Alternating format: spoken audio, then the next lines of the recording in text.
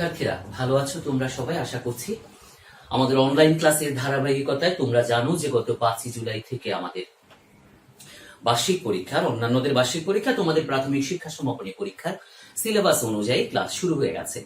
ইতিমধ্যে বাংলার বেশ কয়েকটি ক্লাস আমি তোমাদের রাশেদা মিসের কাছ থেকে তোমরা পেয়েছো। আমি আমার ক্লাসগুলোর ধারাবাহিকতায় প্রথম আমরা ঘাসফুল 1, ঘাসফুল 2 অর্থাৎ 2টি ক্লাস করেছি। আজকে আমরা 2 তীরে বিশ্বকবি রবীন্দ্রনাথ ঠাকুরের 2 তীরে কবিতাটা থেকে আলোচনা করব। এটিকেও আমরা 2টি ভাগে ভাগ করেছি। আজকে প্রথম দিনে আমরা কবিতাটা নিয়ে সেটি তোমাদেরকে বোঝাবো, সেটি নিয়ে আমরা আলোচনা করব।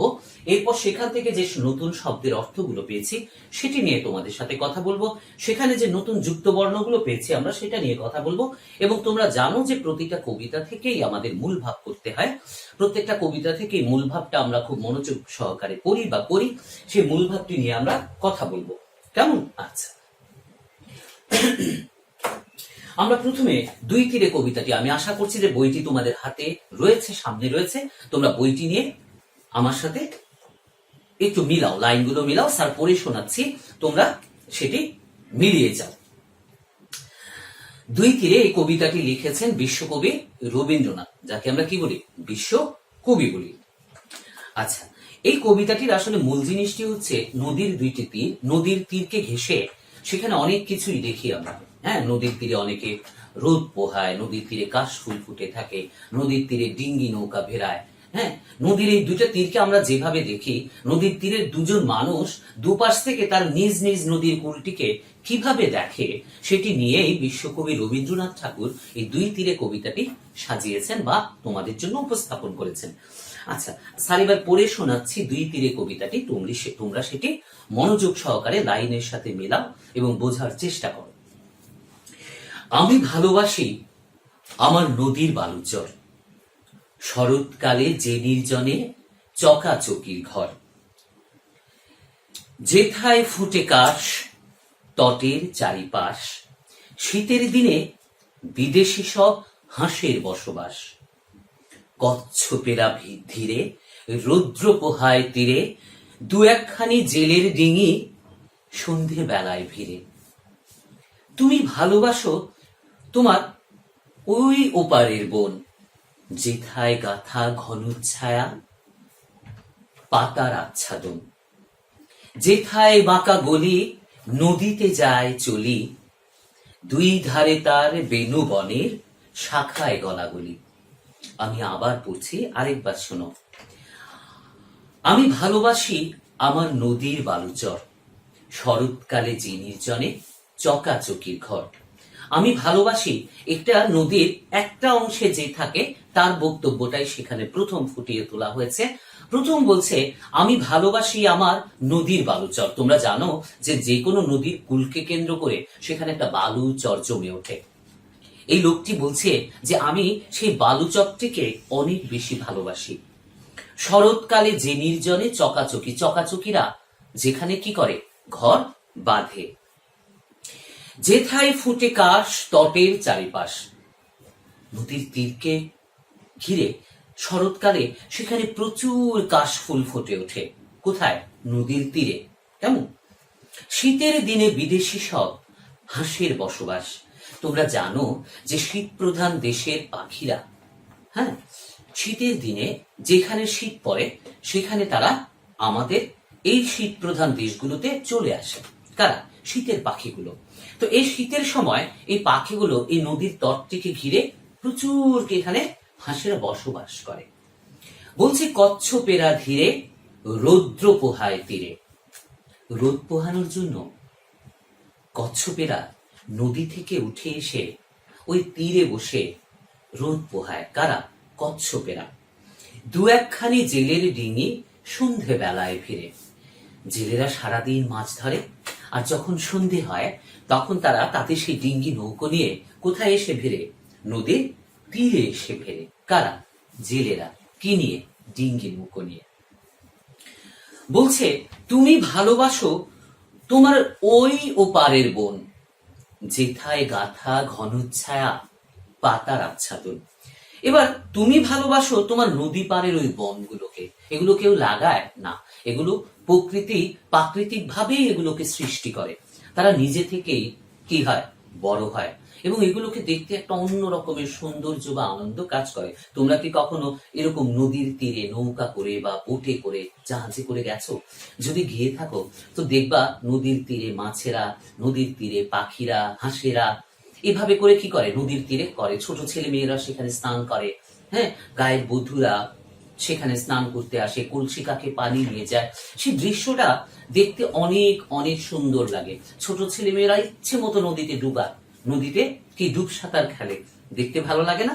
আচ্ছা, সেখানে আমরা আরো খেয়াল করি যখন শরৎকাল হয় তখন সেই তটের পাশ দিয়ে সব কাশফুল ফুটে ওঠে, আর সেই কাশফুলগুলো যখন বাতাস হয় তখন খুব সুন্দর করে দুলতে থাকে। সেই কাশফুলের দুলনির সাথে সাথে আমাদের মনটার মধ্যেও একটা কি শুরু হয়, একটা দুলনি শুরু হয়, যেটা আমাদের মনটাকে অনেক আন্দোলিত করে, মনটাকে অনেক ভালো লাগায় ভরিয়ে দেয়। সেথায় গাথা ঘন ছায়া পাতার আচ্ছাদন, ওই গাছের পাতার কারণে সেখানে প্রচুর ছায়া পড়ে, সেই ছায়াটা দেখতেও কি লাগে, ভালো লাগে। বলছে যেথায় বাঁকা গলি নদীতে যায় চলি। তোমরা জানো যে পাহাড় পর্বতে যখন বৃষ্টি পড়ে বা পাহাড়টা যখন ঘামতে থাকে প্রচন্ড গরমে, সেখান থেকে পানি পড়ে, সেই পানিটা এসে পাহাড়ের ওই ছড়ার মধ্যে এসে জমে।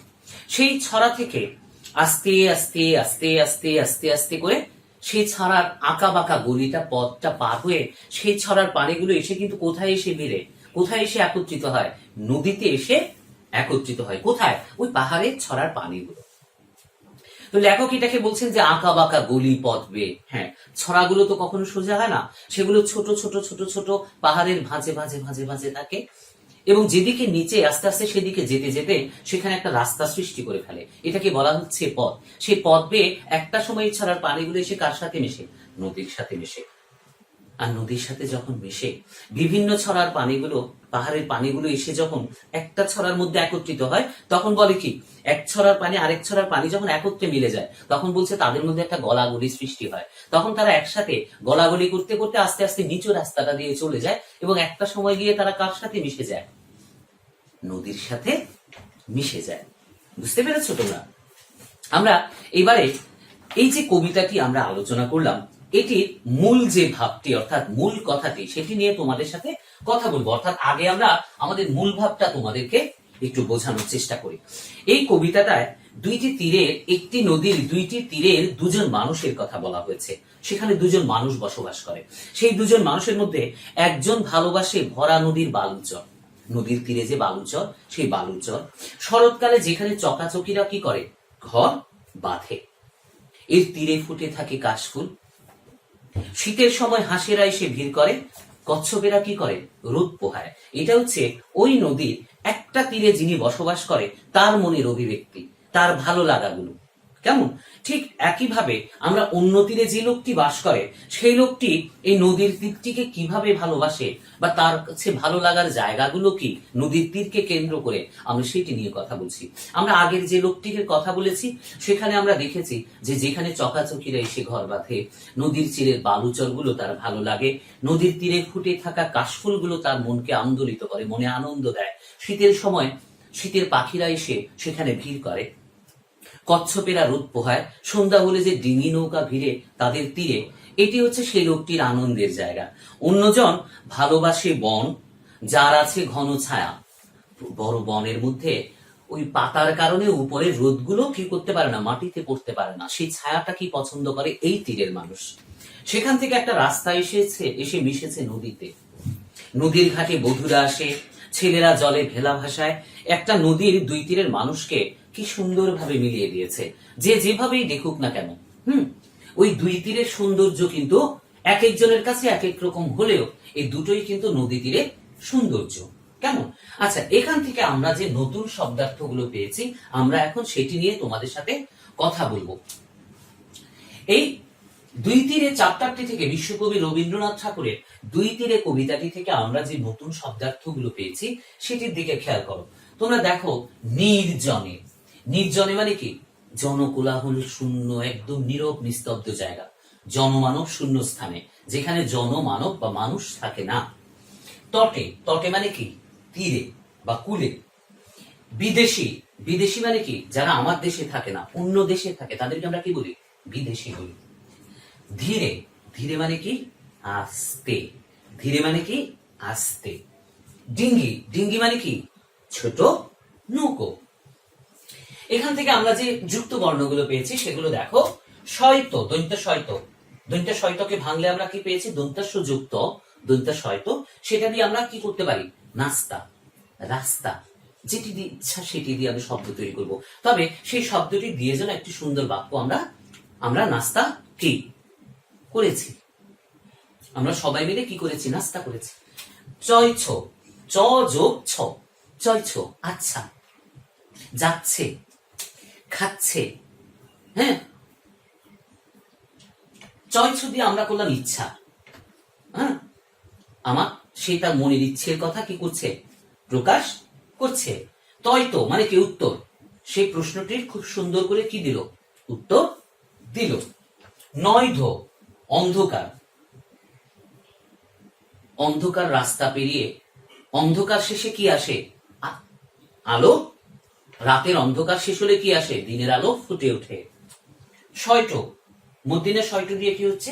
সৃষ্টিশীল। আমরা সৃষ্টিশীল কাজ করার চেষ্টা করব, আমরা নতুন নতুন সৃষ্টিশীল কাজ করার চেষ্টা করব। এটি দিয়েও আমরা ইচ্ছে করলে শব্দ বানাতে পারি বা শুধু সৃষ্টি দিয়ে করতে পারি। কেমন?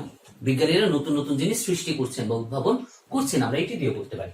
শিক্ষার্থীরা, আমরা এই চ্যাপ্টার থেকে আজকে কবিতা, মূলভাব, শব্দার্থ, যুক্তবর্ণ করেছি। এই 2-3 চ্যাপ্টারটা থেকে আমরা আরেকটা ক্লাস করব, যেখানে আমরা বিপরীত শব্দ, সমার্থক শব্দ, এক কথায় উত্তর, প্রশ্ন তৈরি, কেমন, এই বিষয়গুলো নিয়ে আমরা তোমাদের সাথে কথা বলবো, আলোচনা করব। আমার বিশ্বাস আমরা যদি এইভাবে ধারাবাহিকভাবে ক্লাসগুলো করি, আমাদের এই চ্যাপ্টারগুলো নিয়ে আমাদের কোনো সমস্যা থাকবে না। তোমরা যে ভিডিওটি দেখছো, এই ভিডিওটির নিচে অ্যাড কমেন্ট নামে একটি অপশন আছে, সেখানে তোমরা তোমাদের যে কোনো সমস্যার কথা লিখতে পারো। কারণ তুমি যখন এই ক্লাসটি করছো, সেই ক্লাসটি করার সময় আমিও কিন্তু অনলাইনে এই সময় তোমার সাথে উপস্থিত আছি। তুমি যে কোনো কমেন্ট লিখলে সাথে সাথে আমি তোমার প্রশ্নটির উত্তর দেওয়ার চেষ্টা করব। এছাড়া যদি সেই কথাটি বড় হয়, তুমি তোমার ডায়েরিতে আমাদের টেলিফোন নাম্বার, সব টিচারদের টেলিফোন নাম্বার দেওয়া আছে, সেই ডায়েরি থেকে তুমি টেলিফোনে আমার সাথে যোগাযোগ করতে পারো। তোমার সমস্যার কথাটি আমাকে নির্দ্বিধায় বলতে পারো। যে কোনো টিচারকে তোমার যে কোনো সাবজেক্ট নিয়ে, তোমার সাবজেক্ট যিনি পড়ান তাকে তুমি ফোন করে তোমার সমস্যাটির কথা বলতে পারো। সমস্যাটির কথা বললে সেই শিক্ষক তোমাকে সেই সমস্যাটির সমাধানের চেষ্টা করবেন। ভালো থেকো সবাই, দেখা হবে আগামী ক্লাসে।